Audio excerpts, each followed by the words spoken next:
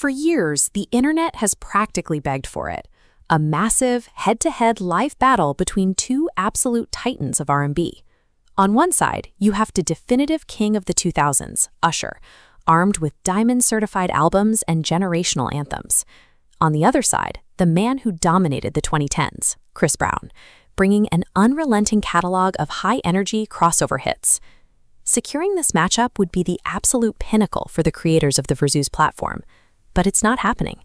Instead, they announced something entirely different, a joint 2026 stadium run called the Raymond Brown Tour. Putting two artists with decades of #1 hits, massive egos, and vastly different performance styles on the exact same stage is a massive logistical puzzle. If you just shuffle their songs randomly, you end up with a disjointed mess that leaves an arena full of fans deeply disappointed. You have to rely on setlist architecture. This is the practice of mapping out a concert timeline to engineer a specific psychological and emotional roller coaster for the crowd. You have to measure exact tempo shifts, control the atmospheric lighting cues, and dictate exactly who commands the spotlight at every given minute. To pull off a mega show of this scale, the organizers must design a mathematically precise setlist that bridges two entirely different generations of music seamlessly. Phase 1 begins at maximum velocity. The venue goes pitch black, then suddenly erupts into blinding lights, establishing Chris Brown's dominance right out the gate. He relies on pure kinetic energy and heavy hip-hop integration, setting an aggressive tone with the pulsing beat of his debut hit, Run It. He then shifts the tempo down slightly for a block of interactive bedroom anthems, culminating with him and a dancer executing literal on-stage wrestling choreography during Take You Down. Next, he pivots from theatrical intimacy to hyper-athletic spectacle, launching into the complex, high-effort footwork of Fine China. Every spin and toe stand in this specific routine is a direct, calculated homage to his idol. He finishes his solo segment entirely alone at center stage, executing a breathless, freestyle dance break to no guidance. By the time he steps off stage, the audience is fully primed.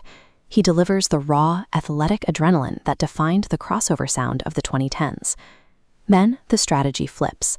The frantic motion halts, the lights cut out, and Usher rises slowly from beneath the floorboards to the opening notes of Ooh, Don't Have to Call.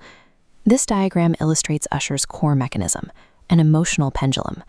First, it swings hard left, injecting massive BPM spikes for high-tempo hits like All Like G.